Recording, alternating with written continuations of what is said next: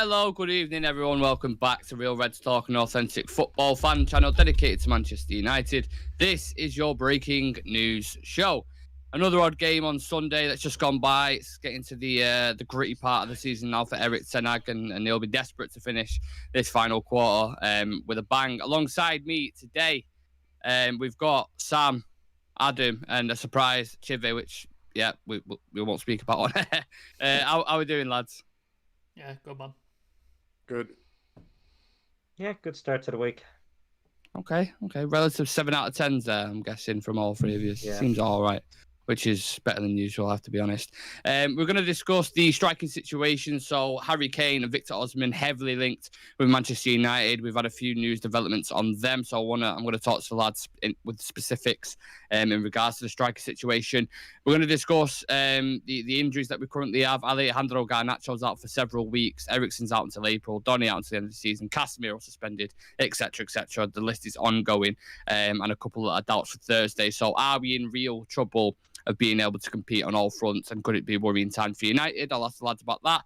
And we've also had a little update on the ownership situation, so we'll touch on that towards the end of the show, so make sure you stick around for that. Before I dive into these topics on the table, as always, make sure you subscribe to the channel, smash a like on the video, and share to your friends. If you want to check out some of our content we've done previous this week, if you have missed it, then you're more than welcome to do so after this show. We'll start with the Harry Kane and Victor Osimhen talks. I'm excited to get your thoughts on this, and I want to know which way we kind of go with this. But yeah, I'll just read out a few quotes, and then we'll get into a couple of the questions I want to throw your way. So this is coming from Mark Ogden, Chivy's favourite journalist, and he's saying United can't afford to start the season without a new striker, having dealt with Daniel Levy in the past. They don't want to go through that nightmare all over again for Kane, so they might not even get involved. Sources have told the ESPN that the prospect of dealing with Spurs chairman Daniel Levy for Harry Kane has left United focusing on alternative options, including Napoli's Victor Osimhen and Juventus forward Dusan Vlahovic. And then Sky Sports a little bit there. Eric Ten Hag wants a forward recruited as early as possible, and his ideal scenario is to have new signings in place for the bulk of pre-season. We know Harry Kane's a target for United, but there is current pessimism floating about the current situation of actually getting him. Expectation of Tottenham making moves to try and keep him, or making it difficult for other Premier League clubs. While if there's an offer from Europe, Daniel Levy is more than likely to do that. So it makes the deal really, really hard to do, even though he has got, I think, like a year left on his contract. Now, Victor Osimhen is the standout candidate at the minute as it stands. Given the current circumstances in the market, and anyone's welcome to jump on this, who is your number one option right now? And please give me your reasons in variety why you want them, not just he's a great striker, he'll score lots of goals. So, throw any at me. I think Chivy's got the most definitive answer on this, so I think we should go with him first. Why? You're up, Chivy. Because Definitive. you want one over the other, whereas I'm not. All right, yeah. Harry Kane for me, to be honest. If I had to go between Osimhen and Kane, and that's just because I think if you look at his qualities and with the way we play and the way Eric Ten Hag plays, I think he'll be perfect for us.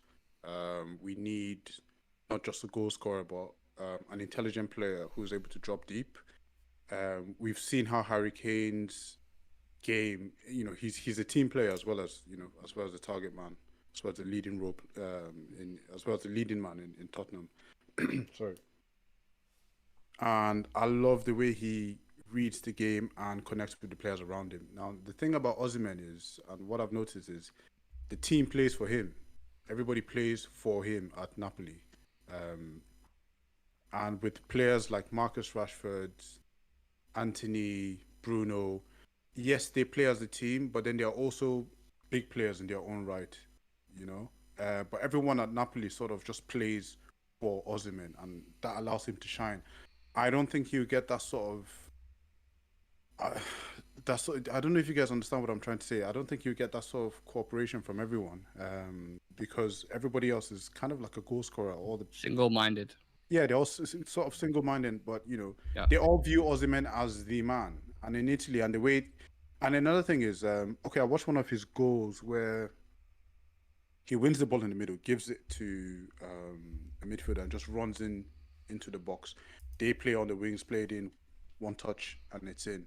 but the way we sort of play is our strikers are more involved in sort of like the build up. Like you'd see Weghorst making like more than one pass and stuff like that. I don't know if I haven't seen Osimhen's game in like he's deeper. I haven't seen him play in a deeper role and have some sort of like effect in a deeper position. So I don't know. That's just, and you know the thing with Serie A strikers, like Lukaku was the same when he was at Inter Milan. They all played for him. Even Lautaro played for Lukaku. So I don't know if that's the same thing that would happen here with Harry Kane. He's just, and I'm Nigerian. I should be rooting for Osimhen, but It doesn't always the same. Like some people don't want Harry Kane, you know. Yeah, that's something. Yeah. But like, I just think he's just the perfect. It's just the last, well, not the last, but it's just the perfect piece of the puzzle to sort of blend in with our team. Because I've seen Harry Kane drop deep and release Son and release Lucas Rashford do a similar role. Exactly. Yeah. So I've seen him do that, you know. And yeah, he's such an intelligent player as well, and he's a big character. I just love, and there's so much expectation on Osimhen. He did well at Lille. I don't know how many goals he scored, but he did really well there, and he's doing well at Napoli now. There's still some uncertainty there how he translates into the Premier League, because we've seen it with Scamacca at West Ham. I don't know if I've forgotten any Premier League, any Serie A striker that's come to the Premier League. Yeah. And even the best in the world, like Shevchenko, he came over, didn't work. Well, if you talk about the translation from the Italian league, I was literally going to ask you, is this going to be one of my things, if you can think of people from there? But I've got a list of people who've been successful and a list of people who've been failures, and the list seems to be a bit longer in regards to that. So you've got Bergkamp, Zola, Henry, who are all successful. I know Bergkamp's more of a 10. Zola operated all across the front line, and Henry left and striker, but there was forwards in that kind of sense. Who all came. I think Henry came from Juventus. Zola, I can't remember. Where was Zola? Is it Sampdoria or Parma? Sampdoria. Or Parma? Yeah, one of them. I think Bergkamp came from Inter. Actually. Yeah. So they were successful, obviously. But then the list of failures, you've got Balotelli, Shevchenko, Mewtwo. Do you remember Mewtwo? Oh, Mewtwo. For Chelsea, yeah. Osvaldo, Jovetic, Scamacca. So yeah, it doesn't always necessarily translate. And Scamacca obviously being the most recent one where he absolutely murdered it in Serie A. Got 20 plus goals. And then I know West Ham are kind of struggling at the minute, but sometimes the talent always, seems to shine through. So yeah, it is one of them, innit? Like it's always a risk, regardless of whoever you bring in. And you can kind of see a bit of a similar thing with Jadon Sancho, like the numbers he was putting in at Dortmund. You're talking 18 goals and 20 assists, I think it was, in one season. He's been here 2 years now. I think he scored 3 goals in his first. And I know it's not all about stats and goals and assists, but that hasn't necessarily translated to how he was playing in that league. So there's always that worry surrounding him. And when you're going to spend 120 mil, what Napoli are asking for, it's always a risk that can, bite you on your ass. But what I wanted to ask you, Sam, was in previous years, we've seen to go for these experienced strikers, your Ronaldos, Cavani's, Ibrahimovic, Falco, Igalo. Again, the list is endless. But in the same breath, do you not think a risk of youth, immaturity, rawness is also an element we need to consider? Yeah, for sure. Like we've seen young players who have been touted up as world beaters and then never made it and not kicked on. And then we've seen other ones who've took to it like a duck to water and been fine. So there's always a risk of that, I suppose, with young players. But just to mention on your point is that German players seem to have a problem coming to the Premier League as well. Like there's not many German players. Like Haaland's the exception because he's a freak and he's just an absolute. Do you mean the German league? Because Haaland's Norwegian. Yeah, right, okay. Sorry, I mean players coming from German teams to. Right. Okay. With that. Yeah. Like they seem to struggle. Haaland obviously the exception because he's an absolute freak. But we've had like players like Kagawa was absolutely bossing it in Dortmund. Came to UK, didn't work. Mkhitaryan came, didn't work. So it's just European leagues. It's a very different style of play. The only one that seems to sort of work really, really well is the Portuguese league for some reason. Portuguese league seems to work remarkably well. When they come to the Premier League, they seem to absolutely smash it every single time. And it's a weird thing. I don't understand it. But in terms of like who I would pick, if it's between them two, I think Kane is your best bet to put everything on black. Like, because he's a Premier League proven striker. He scores goals no matter how bad the team's playing. He'll always get you 20 plus. He's experienced. He knows what he's doing. He drops deep, like Chivy said, and that works well for the team. He's the one that works. Things that go against you, you go for Kane, are he's nearly 30. So the longevity is you get, 3, maybe 4 years at the top at max. Daniel Levy is one of the worst people to deal with in terms of transfers, as we know. Berbatov, like Carrick, like we've done it before. He's not an easy man to deal with, and he's not going to let him go for 100 million. So then you think, if he's 30 and he's going 100 million, and you got, how old's Osimhen? 24. He's going for a similar price. You get an extra however many years out of that, but obviously he's unproven. I think he's had one good season with Napoli, hasn't he? He had an all right season before, but this is like his breakout season. Well, it depends what you class. Yeah, it depends what you class decency. Like, he's had an outrageous season this season, but then even for Lille and for Napoli, he's still got a decent. How many goals? Double figures. Okay. Like, you're talking just above 10, let's say, 11, 12 for Lille. Where's Harry? Yeah, so Napoli paid 70 million euros for him. Yeah. So he played really well at Lille. He wasn't just average. Yeah. So they paid big money for him. So and then but Harry Kane, but I think he's hit 100 goals in less games than Messi and Ronaldo have hit as well. Yeah. I think I read that the last day as well. The guy, So, if he had been, let's say, 3-4 seasons in a row, he's hitting this sort of form, you'd be like, yeah, absolutely snap him up. But this is this is a season where he's absolutely smashed it, no doubt. But can he continue this? And can he continue this in a different league? Harry Kane, you know exactly what he does. He's definitely getting you 20 odd goals, if not more, if he's getting supplies and stuff like that. So that would be the safe link. I would go completely different. I would go and get somebody who's not on the radar, maybe two sort of strikers who are not on the radar, and I'd go that direction, because then you've got a backup and you've got somebody in the main who's going to play game in, game out, and then you've also got Rashford who can switch into that position. That's the way I would go. But if it's a choice between Osimhen and Kane, Kane's your safer option. But I am excited by Osimhen, and if we got him as well, I'd be as excited to have him in the team as well. But in terms of safe options, Kane, it has to be Kane, doesn't it? Yeah.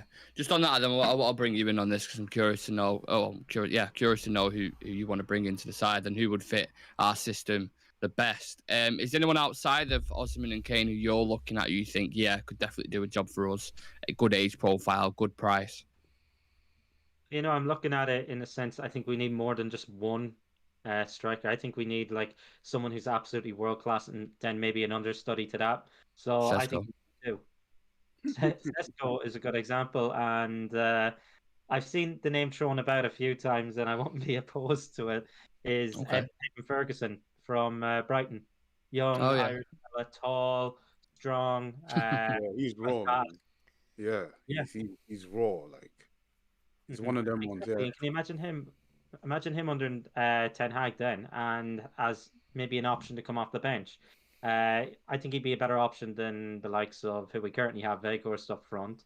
And I don't want to be harsh on him. I think he's doing an all right job, but we have to be harsh. And in the summer, I think there's 3 years left on his contract at Brighton, and Brighton don't like to let players go for cheap. He's going to cost a fortune. Yeah, just that side of it too. The guy's only 18 years of age. But if you're looking at the kind of world class tag, my ideal choice is Harry Kane. I'm sold on him now because I think he's just perfect for the way we want to play. And people seem to forget. I was listening to you and Jonathan Schrager talk yesterday on the Twitter space, and you said one of the main criticisms with Weghorst is when he does play in that kind of number 10 and drop deep, his passes aren't that great into the forwards. Harry Kane is probably second best passer in the league in terms of going forward behind Kevin De Bruyne, and the assists charts actually show that. He's consistently been in the top 3 for I think the last nearly 4 or 5 seasons. He's up there, and if you get a fit Harry Kane, I think he guarantees you at least 30 plus goals a season in terms of goals and assists easily. And then I think you get an understudy with him. So they'd be the two that I'd be looking at. And it depends who our owners are at the end of the day. Maybe they want to splash the cash. Yeah, well, we're going to touch on that near the end. Can I Definitely just touch on add the ownership something there situation. on Yeah, what go Adam for was it. saying? If you think about it, like we've lacked a lot of leadership in this squad for a very long time. Now we have a leader in defense. We have two leaders in defense. We have a leader in the midfield with Casemiro, but we lack that leadership up front. Spine. Yeah, exactly. And Harry Kane is just another thing Ten Hag talked about was characters as well. And I think Harry Kane is just sort of that sort of character that we would need, that leadership up front, that players can actually look up to. And like he's a senior player, comes in with experience. I think he'll be perfect for it. I can't believe I'm saying this, but I think yeah, he'll be absolutely perfect. I know he's 30 years old, and it will cost, but at least for the next 2 years before we can, it still buys us time to look for that understudy to come through. The problem So, is, yeah. sorry, Nick. The problem No, is, that's what does Harry Kane want to do? Does he value sentimentality and sign the new contract with Spurs, and then that's it? Your career's basically you're scoring goals for We already Spurs. know. But that's what I mean. He scores goals for Spurs. He becomes the Premier League record goal scorer. But that's it. You're not winning trophies. You're not winning Champions Leagues. You're not winning Premier Leagues. Maybe win a League Cup, or do you want to win trophies? That's your We choice. know what he wants to do. Like he's already tried to leave once, and that didn't work out. Remember when he didn't turn up for training? Yeah. And that didn't work out. That's another thing. That's another thing I like about his character. Like if he was another sort of player, he would have thrown his toys out the pram, blah blah blah, and made it a big issue. When the move didn't go through, he went back to work. Like, but we already know that he's more ambitious. I think that showed the ambition for him, wanting to win trophies and to leave Tottenham to go to Man City. I am very sure that he'll be open to a move to United if all of this is just all of this interest we're hearing about is genuine, because I think a lot of it is fan driven. Oh yeah. But yeah, I think a lot of it is fan driven. I'm not so sure, I'm not so sure because I think we've been long-term admirers of Harry Kane. We've always been constantly linked with him, and the window's never to pass by where we've had the right opportunity to go get him. Whereas now all the teams around us have got strikers, so the only realistic possibility is us or Bayern Munich. And Bayern Munich are really looking at when he goes onto a free market, you can sign a pre-contract in January. So hopefully, yeah. Yeah, I hope so as well, because like Neville said numerous times, he is guaranteed gold. I look at his goal scoring record going back to 2014, I think it was, and he scored like 17 plus every single season. He's on 20 at the minute, isn't he? Yeah, it's outrageous. And I've actually brought up I've got a couple of stats here just in comparison for Victor Osimhen and Kane. So games played with Harry Kane, 27, goals scored 20 in the league this season. Osimhen's played 5 games less and scored 19 goals. And very, very similar stats. Expected goals, very similar, 15. Scoring frequency for Osimhen, 97 minutes. For Kane, it's 121. Shots per game, Osimhen has far more, 4.3. Well, not far more, but 4.3. Harry Kane, 3.6. Big chances missed, though. Osimhen, 18. Big chances missed, which is a lot. And Harry Kane's got 9. And then I was looking at the frequency in what they score, what type of goals they score. Inside the box, they've both got 18. Outside the box, they've both got 2. But Harry Kane scores more headers. He's got like 5 headed goals, and Osimhen's 8 headed goals, sorry. Kane's also a playmaker, like gets involved play, whereas Osimhen not so much. Osimhen's more of a number 9, isn't he? Which is what you will get with Kane, because you saw like with Weghorst, the way he links up and brings people into play is fantastic. The only thing he's missing, he can't score. Like he's terrible at it, and he's bad in the air. Harry Kane's really good in the air, and he's great at scoring. So if you replace Weghorst with Kane, immediately that you're upgrading. Whereas Osimhen, you're going to have to maybe tweak the system a little bit and change it up, because he's not going to play the way Harry Kane does. Can I just throw something out there? And again, anyone's welcome to come back at me. What about the situation with Bruno Fernandes? Because one of the criticisms we had was when Ronaldo was there, was he kept clashing. He kept taking up the same spaces. Do you not think bringing Harry Kane into this team, they would clash at times? And maybe you'd have to utilise him in different areas. Obviously, we've seen him on the wing at times. We've seen him as an 8. But do you see that dynamic working with Bruno and Kane?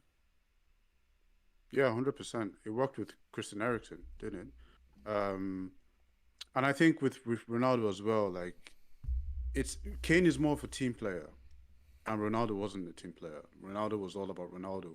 And I think Harry Kane is one of them ones where I think he would allow Bruno to play his role and still be able to play his role. The problem with Bruno and Ronaldo was both of them also. I know Bruno is a team player, but he also wanted to be like the main man as well. He wanted to get the goal, he wanted to get the assist. Well, he was the main man until Ronaldo came, wasn't it? Ronaldo came, yeah. But I think it's different. I think with Harry Kane is a lot different. He's more.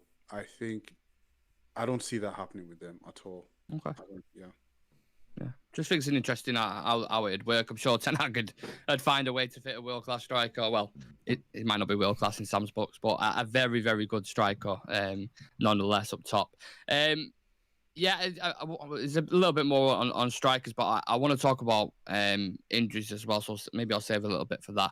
I mentioned at the start of the show, lads, Alejandro Garnacho out for 7 weeks. He'll miss out on his several weeks. Sorry, not 7. Sorry about that. Several weeks. I think it's 8 weeks, isn't it? Well, I've just seen a thing from BBC, Simon Stone, saying several weeks. So whatever that means is there's no kind of. Yeah, he's done. He's strained his something ligament in his ankle, ankle in it. Similar thing to what I did when I broke mine. It was like a fracture plate or something along the lines of that. Anyway, but he's out for several weeks, so he'll miss out on his international debut, which is a bit of a blow. We know Eriksen's out until April. Donny's out until the end of the season. Casemiro suspended for 4 games. Martial and Sabitzer are still doubts for Thursday. Any concerns? Adam, I'll go to you first on this. Are we in real trouble of not being able to compete on all fronts, especially if we pick up a few more injuries or a couple more suspensions or whatever? It's slightly worrying, isn't it? Yeah, it's looking a bit like a crisis now, and the last thing you want to be when you're in every competition is have an injury crisis, but it's becoming that, and a lot of it is to do with it's not like they're pulling a muscle here there. It's actually from opposition players injuring our players. And I think this season we haven't had much protection from particularly the referees.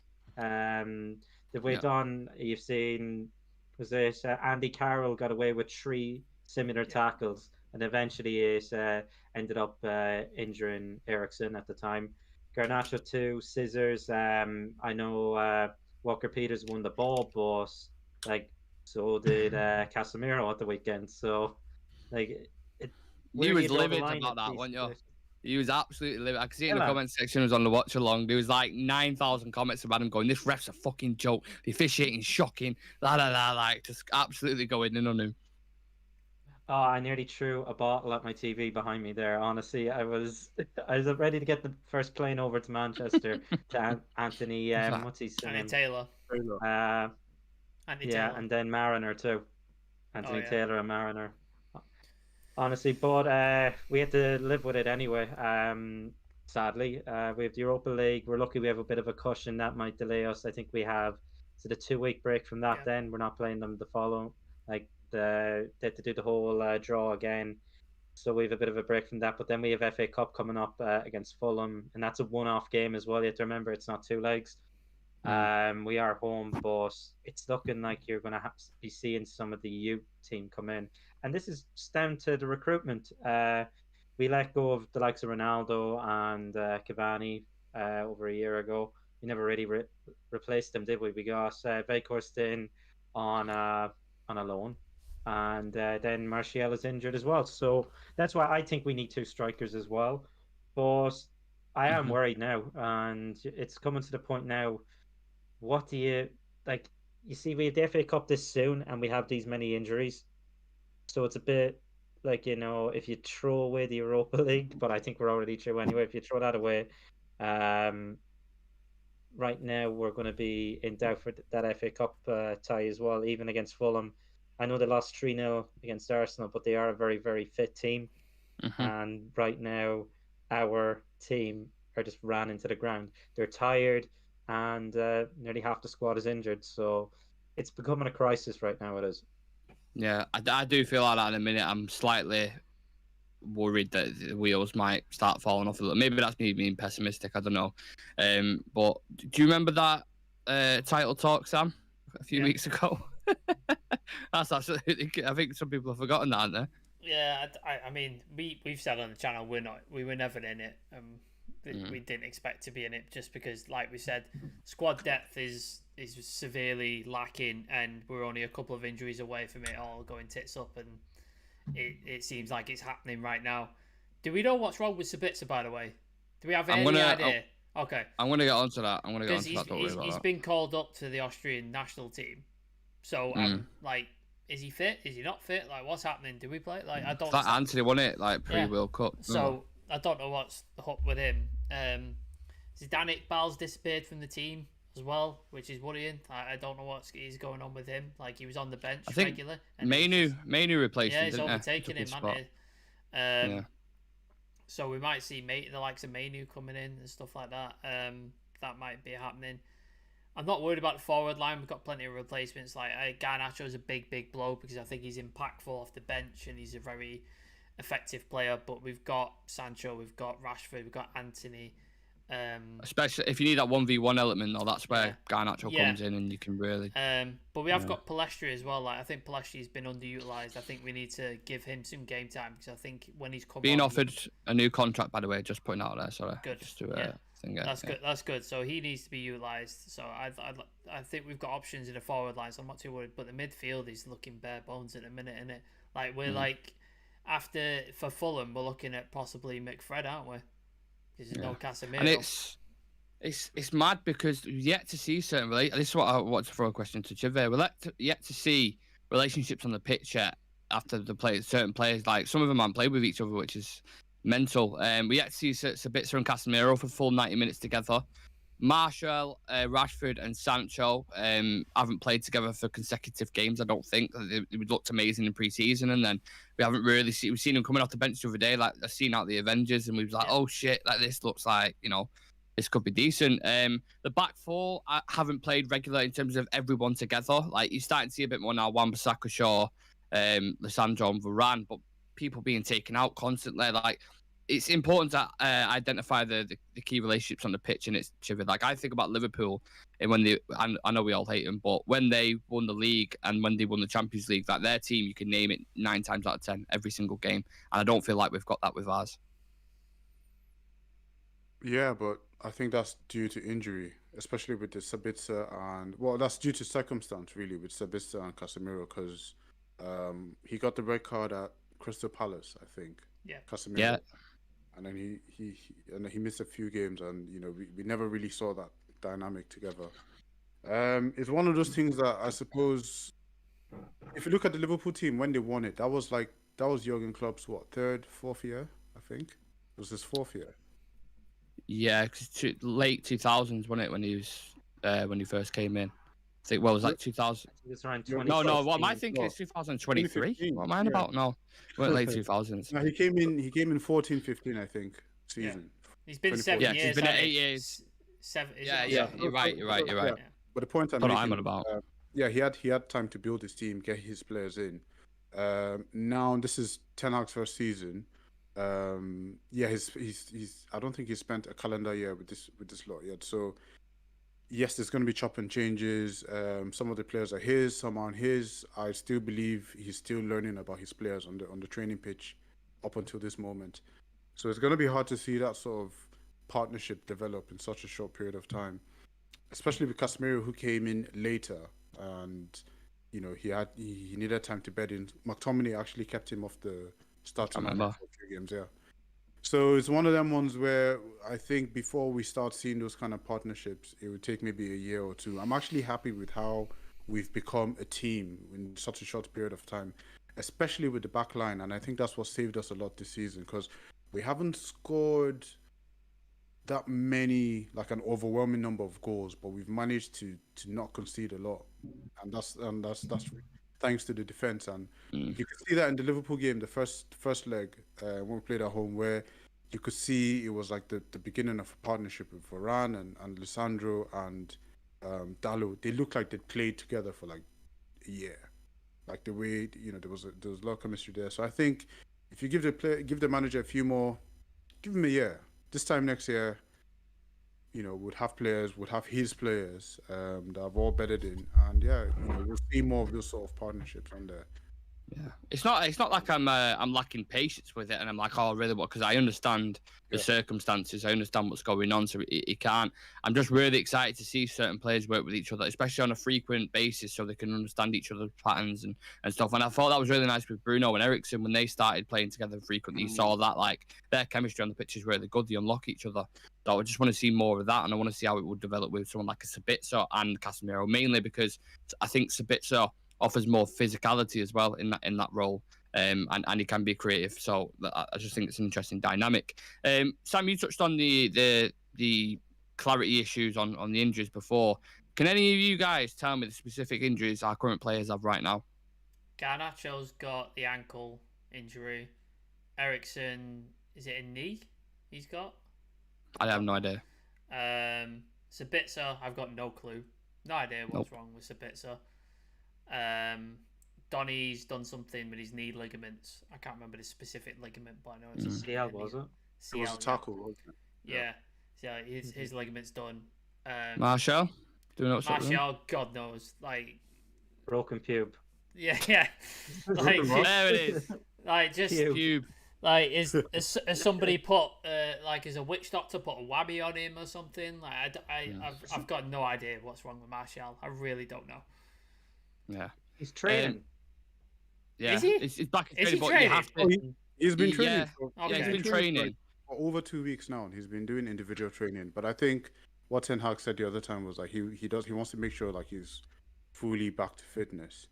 Yeah. So that we don't have this start-stop thing, because we've put him in a few times and he hasn't lasted. So I think he wants to get him back to full fitness. He's been training, and he's been in individual training. I know everybody is kind of different, but you've seen the likes of Rafa Varane as well be plagued with injuries, and now this season he's consistently starting because he's gone on an individual program that Ten Hag has kind of put on him. Could you see that with Martial? I thought he'd maybe adapt that already, but you've seen him come back in stages and then be taken off after 30 minutes. Well, like you said, sorry, go on. Oh no, go ahead. No, I was going to say, like you said, everybody's different in it, so it's weird to see, because it's not one specific. I think with Varane, a lot of it is his knees, in it. I think his knees seem to, he struggles with that at times. Whereas Martial, I think if you look at his injury list, I was looking at it the other week, it's like back, knee, ankle, like it's all over. It's like a game of operations. He's struggling with numerous things, so I don't know what that's down to. Obviously, Ten Hag will be disappointed with it, because if we had him, just imagine if we had him for the full season, and he was fit every single game, I think we'd be speaking about him in very, very high praise. And I think he could have equally had as good a season as what Marcus Rashford has had, in my personal opinion. So I obviously really, really want him back. But this is what I'm saying. Like, I'm not running out of patience. I understand the situation, but I'm just thinking, what if? What if all these players were fit? I know seasons don't work like that, and I know teams have injuries and stuff, but I think if most people were fit, if we had a full team to select from, yeah, we'd be having even a better season than what we're doing right now. We'd be all right. Like we've just mentioned, Donny was a tackle, and that's why he's out. So that's an opposition. Eriksen was at Bournemouth. Yeah. Right. So we had Donny's at Bournemouth. Eriksen's at Reading. And then Garnacho. So they've all been tackles, and that's just part of the game. Like, you can't legislate for that. That's just going to happen. The Martial one is a mystery. I don't know what's going on there. So if you take those 3 tackles out of it, we're all right. We're in pretty good shape. Like, it's just the Martial thing that's kind of hanging over us at the minute. That's the only sort of mystery. Obviously, he was a bit sort of cagey when Anthony was injured before the World Cup, or if he was injured, we don't like, you know what I mean? He just, because he was asked about it, wasn't he? And he just went like, and they go, "Do you want to be more specific?" And he was just like, "No." It's like, so we're not gonna get anything out of him like about Sabitzer. That's like Chivy. That's like Chivy sometimes when he asks me a question, he just goes, "I don't care, man. I'm not bothered." I'm like, all right, Ten Hag, nice one. You're a content creator, Chivy. Give us an answer.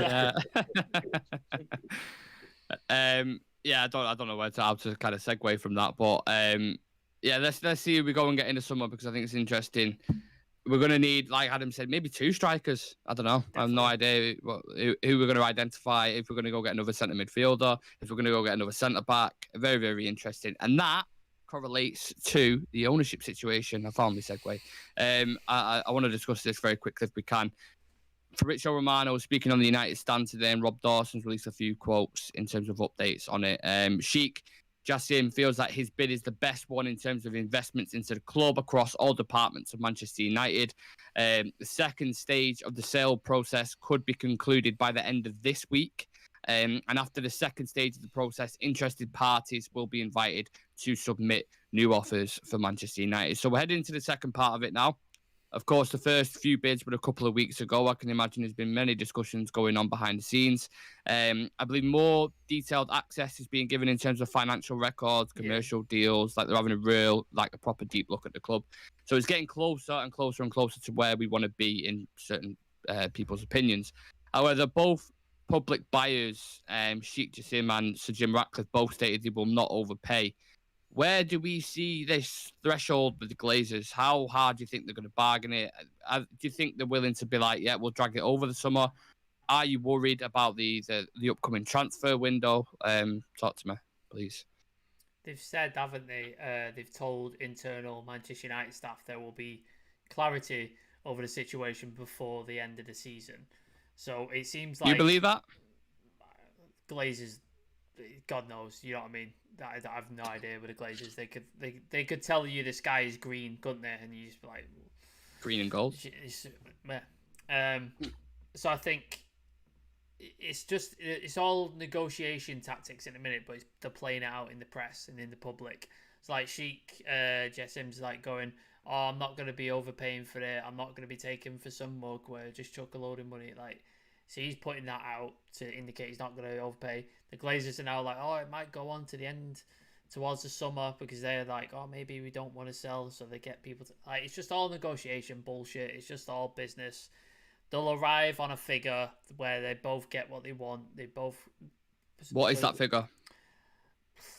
Like, what do the Glazers want? $6 billion? Is that what 6, and then I think Sheikh just seems off with 4.5. So it's going to be 5.5, something like that. It's going to be around that figure. Okay. So the Glazers aren't going to get 6. He's not going to be able to pay 4.5. So they'll arrive some point in the middle. Well, this is also all posturing to see who blinks first. And eventually the deal, behind the thing, the deal will get done. It'll get sorted. It would be nice if it happens sooner rather than later. But I imagine because the Glazers are such shit businessmen, it'll drag on and on to just before the summer window. Then it'll get done, and then we'll be scrambling again to try and get Ten Hag some players in the door. I imagine that's what's going to happen. But it will get sold. It'll get done. It's just all negotiating, posturing. That's all it is in a minute. So all these little stories that are coming out, which are nothing stories, like Sheikh Jassim thinks his bid's best. And then there was another story I saw where Sir Jim Radcliffe's hired some other Sir... Dave Brailsworth. Yeah, and he thinks now his bid's best. So it's just all posturing in the media to get their thing. Like, that's all it is. Talk to me about the summer transfer window, Chive, because how does Ten Hag plan for this when it's very important? We saw last summer Darwin Núñez and Haaland going to snap of a finger. So how does a manager plan for this when all this is going on above him? Like, surely that's going to affect the summer plans, no? I think he already has his his list of players that he wants, and I think he also has the assurances that we'll have new owners by the time the summer comes around. So I think he has his list. I don't think Ten Hag is too bothered, or he's really focusing, or he doesn't give us the impression that he's focusing too much on the talks about the negotiations. He has enough on his plate already to be bothered about that. We know we're going to get new owners, or at the very least, new investors.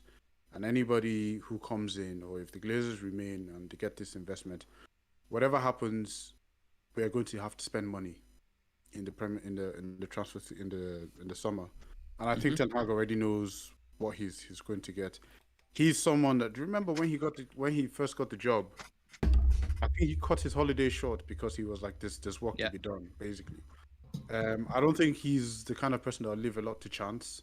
I think you have his first, second, and third options, and you have, well, if this happens, then this is who we go for, and all that. I have full confidence in him in terms of the planning, at the very least. So I'm not too bothered about who gets it.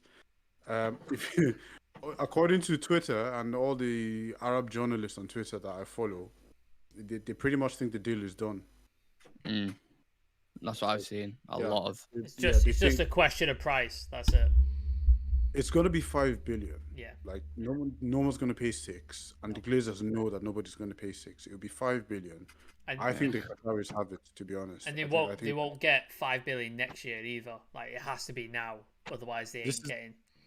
This is the best time to sell. Yeah. Like, there's no better time for them to sell the club now and leave with a massive profit. I'm still not fully convinced on it, because I just think I know what them parasites are like, and it will not surprise me the slightest. We've had this discussion before. Everyone's entitled to their opinion. To be honest, Nick, I'm actually less just a little bit less confident now because of the way the Iliop management is actually moving really strong. But was that the game on there last week? I think. Yeah, Batiste game. Yeah. That could also be a tactic. Like, it could also be, but then of course, it's a bit, because now it's into territory where they're really playing around, and Jim Ratcliffe and the Qataris could actually call their bluff. And like, if they pull out now, like Elliott managers, they're gonna have to go all the way. So yeah, that's one thing. So yeah, so I'm with you a little bit now. Adam, talk me through your process if and when the new owners get announced. How would you feel? What would your thoughts be towards the club? But on numerous situations. Adam's plan when the new owners come: whiskey, out for the night, party, not coming back till morning. That's Adam's plan when the new owners come in. Lucozade and a pasty in the morning for his rough head. And you know what, as well, if they are the Qataris, it'll be the Shishka. Is that what they are? You smoke. It'll be on that as well. But from what I've read, it seems like from Arab kind of journalists like Shib is it seems to be the end of March. That's what everybody seems to be saying in terms of them, from what I've read. I am a bit worried about the hedge fund. I'm going to be honest. The fact that they are at this second stage, and the 1958 actually have a campaign out against them right now, and spamming their CEO and their CEO. I've already done it. Don't worry. Yeah, allegedly. Sending the emails out. Allegedly. I think it will be getting done before the end of the season. Like, you're looking at May, you're going to go into potential finals if we get that far in these, and you might then see public appearances of the people who are interested at the finals. I think that might be the third stage after those probably, what do you call them, the first two bids. I think it's going to be met in the middle, probably just over the 5 million mark. Or 5 billion, not million, jeez. 5 million? I was going to say, let's have a whip round. We'll fucking buy this shit. Yeah. Yeah. That would have been nice. It's a shame that nobody's come out and said anything, like, trying to get a collective as a fan. I know 5 billion is a lot of money, but I'm sure there are fans out there. I'm sure there's a fan out there who is in the top 1%. Well, the sheep Jess Im's supposed to be a fan, isn't he? Like, he said he's a fan. He's got connections to the club. Whether that's just publicity put out I there, don't, all that sort of stuff, I don't know. Exactly. Like, I don't know if I believe it, but you know what I mean. Yeah. Like the same thing with Jim Radcliffe. I don't believe he's a United fan because he had a Chelsea season ticket. Yeah, who was saying that? He was talking to. Was it Jay Motti when we had him on? And it might be Jim or Jonathan Troy, I can't remember, but he was like, the guy had a Chelsea season ticket and couldn't be asked coming up to Manchester. So how much of a strong fan are you? Like, yeah, you're a billionaire. You're a billionaire. You can't afford to get to Manchester. Like, yeah, it's bullshit. It's absolute bullshit. I think a lot of them are just posturing for that. They know, if you're going to buy a club, the interest is obviously a lot of it coming from the fans. So you want to sell yourself to them. That Sheikh Jassim saying like his foundation was built on class of '92 or something. I don't know if I buy it. Honestly, I don't look at that and I think, like die-hard United fan. I can absolutely see that. Don't believe anything you read. Go on, Trevor. You mean the 92 foundation that he's sort of set up to manage? Yeah. Come on, you know what he's doing there now. Like, fans in England, like especially England, like we're very cynical. We're very romantic. Like, we like the whole romance of things, and that's what they've seen. And then, can you remember those guys called the Red Knights? Oh yeah, those bunch of muppets, absolute muppets. like that. Like they come up with all that kind of crap, the red knights and all that. We're gonna do this and so that's why he's done that. That 92 foundation, ours class of 92, kind of get the fans on board. I admire the effort, but we're not stupid. Yeah, it's funny, isn't it? It's like they just took every fan concern, and it's like we're going to fix all that. Yeah, it's because like we were saying 5 minutes of research. Even me, you Adam was on a show together. I remember us both saying we want to see a 10-step plan or what they're going to do, and then we did what we'd like to see from him. And literally the next day or a couple of days after, it was like everything on that list was like ding, ding, ding, ding, ding, like infrastructure, youth academy, everything. Some guy like, guitar just watching your show, just going, right, that's fucking right. I mean, they've clearly done the research. They've tapped into social, and they've tapped, they've clearly done it. And why wouldn't you? If you're going to invest £5 billion in something, then you're going to do that. So in that regards, I don't blame him, but I don't buy it personally. So I don't know. I just want it to be wrapped up, hopefully as quick as possible, because I can't. It's lingering in the background, and I feel like the players must obviously know about it. It's ongoing. The manager knows it's ongoing, and as much as they might say it's not affecting him, if you put yourself in their boots whilst in the dressing room and the social media that's going on around him, like I think it would affect me slightly, because you don't know. You've got contracts lingering with De Gea, Rashford, Dalot, young players, certain players that are leaving the club. Like, you want a certainty in the future, and we haven't got that at the minute. And even, for fans, it's frustrating. So hopefully the ownership situation gets sorted ASAP. And we'll have to wait and see who comes in. Unless anyone's got any final thoughts on the ownership, I think we can conclude the show, guys. Yeah, no, let's get it done quick. Yeah, in terms of the Qataris, seems to be a lot of journalist campaigns speaking out against them, particularly from Miguel Delaney. He seems to absolutely despise the article. Did you read the article? Yeah. Well, I know it's behind a paywall, but then they're doing polls behind the paywall where anybody can vote then. So it's just like, oh, you can only vote if you're paying, what is it, £3 a month. So you're not getting an accurate representation. And then he's like taking a certain dynamic of fans from a certain region, saying, "Oh, this is the overwhelming amount that actually wants Sir Jim Ratcliffe."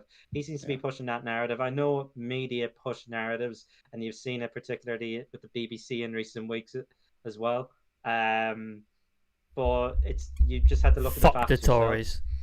Sorry. Yeah. You just gotta look and do your own research in terms of that, and don't always believe what you read. Yeah. Absolutely. Don't believe what you hear, don't believe what you see. One word from each of you is who takes over the club this time in 3 months' time, if it happens. Qatar. Today I'm feeling Qatari. Fucking hell. Right, you can always rely on Adam, can't you? What's the cool running thing? Is this I am feeling very Olympic today. I am feeling very Qatari today. I am Phil. I am Phil. How are you guys feeling? Please let us know in the comment section. Thank you for tuning in. Really appreciate the support. As always, make sure you subscribe to the channel. Smash a like on the video. We've got the Real Betis preview tomorrow. It is the second leg. This is second leg. We're already 4-1 up in that, so we'll do something fun for the show, because I'm not going to do a mundane kind of, we're here again. It's, you know what I'm saying? Like, we'll plan something fun for it and make it a bit different. If you want to follow us on socials for regular updates and clips from the show, all the handles are at the bottom of the graphic or the link in the video description. Lads, thank you for coming on. Appreciate your support as always, and hope you have a fantastic, is it Monday? Tuesday. Jesus, yeah, it's been busy. So, yeah, thanks for coming on, and we'll see you guys in the next one. See you in a bit. Peace.